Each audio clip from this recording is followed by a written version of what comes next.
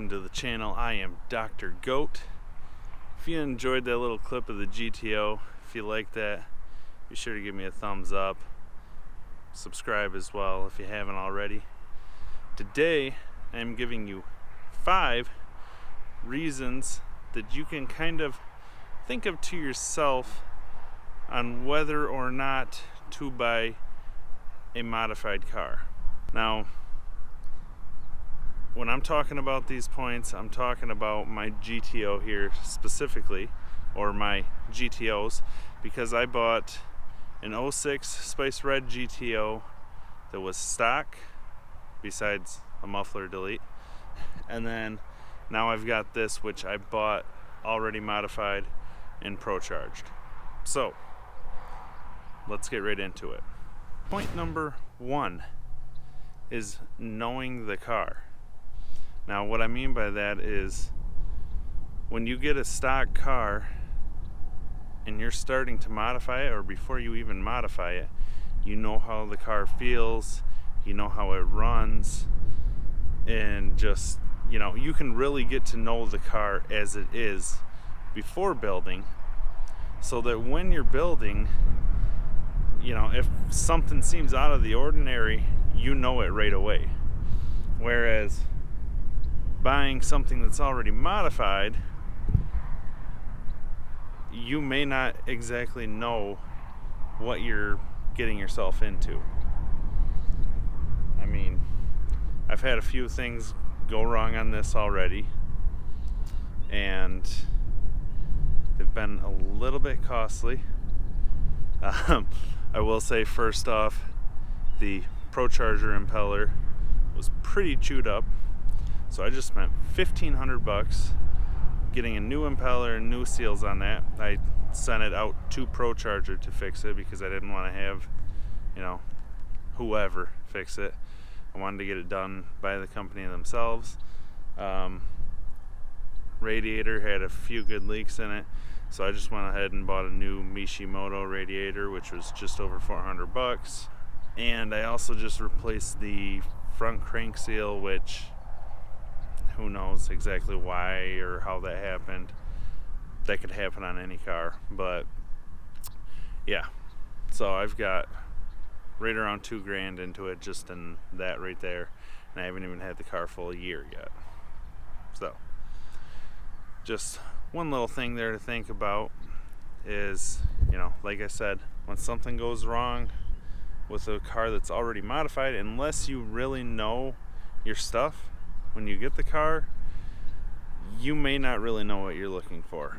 Number 2 that I've gotten here, and these are in no specific order, but kind of going against what I was just saying, is the cost of modifying / building your car. So, like I said, I have this blue ProCharged GTO now, and I got this car with, I think, around 88,000 miles on it for $15,000. Now, a few years ago, I bought my Spice Red GTO, completely stock, like I said, for $14,000 with, I think, 93,000 miles on it. So the red one had higher miles and it was completely stock, but that was also a few years ago, and I got that for literally $1,000 cheaper than I got this. So I put heads, cam, cold air intake, headers. I done quite a bit of work to that red GTO, and honestly I don't have the exact numbers run up, but with the cost of labor from the shop that I had the red GTO, you know, I had them put the heads on, put the cam in, all that, and their dynoing and that along with the parts, I'm pretty sure I was right around 10 to 12 grand right there. So that ended up costing me 24 to 26 grand for the car plus all the modifications. Whereas this, 15 grand. I've got about another 2 into it now, so say 17. And I am definitely making more power with this.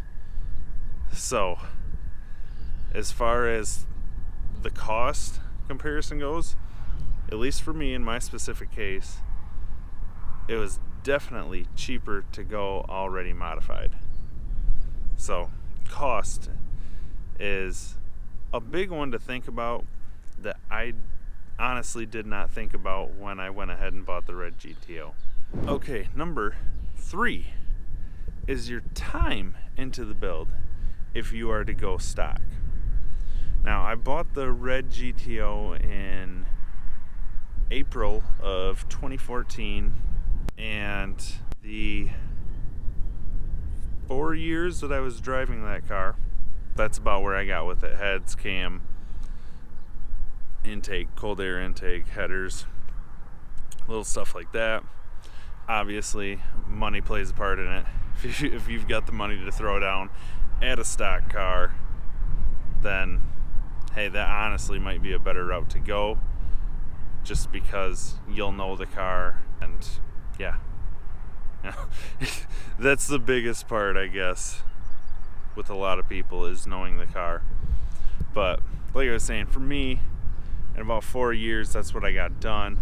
Whereas compared to, once again, this already pro charged when I got it. So literally no time into the build for this. So that's definitely a bonus in my eyes, as you know, getting a modified car goes for the average Joe. So number 4 is, if you are to go with a modified car, a good thing to look at, and something that you'll see, as long as they're not kind of a D-bag on their posts, if you find a car that you're interested on a post, is the quality of parts that they've put into the car. So basically what I'm getting at here is, if they've actually got high quality parts, there's a pretty good chance they cared about the car and that they took care of it. You know, say if this was turboed instead of the Pro Charger, if they had some cheap turbos, some cheap eBay turbo kit, there is a good possibility they just wanted some turbos to slap on to say they had the power and, you know, rag it out, man.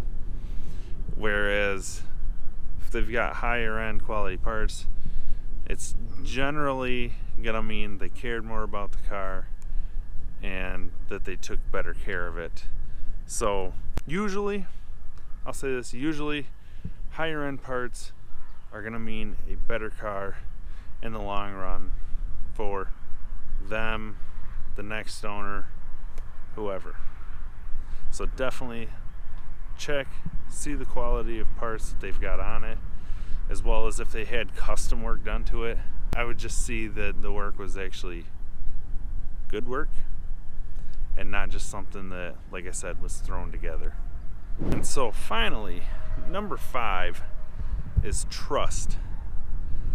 Now, what I mean by that is just the trust that you have in the person selling the car. You know, how much you can really believe what they say. With my car, the guy clearly knew what he was talking about with the car, knew everything about the car, about the motor and that, and just seemed like a trustworthy guy. That's why I didn't have a problem buying the car from him.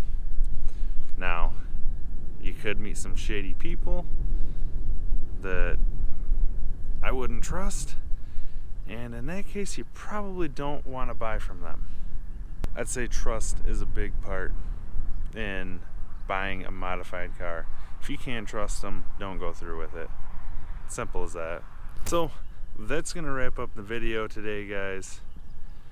That is just 5 tips on buying a stock or modified car, talking about my GTO specifically, I would definitely recommend looking into whatever you're planning on getting and just kind of seeing what it should feel like, look like, be like, whether it's stock or modified, before you go ahead and go and actually look at the car in person. So, if you enjoyed this video, please be sure to give it a thumbs up. I really appreciate it. Drop a comment. Would you buy a modified car, or would you rather stick to stock and build it yourself? And as always, please subscribe, and I will see you guys next time.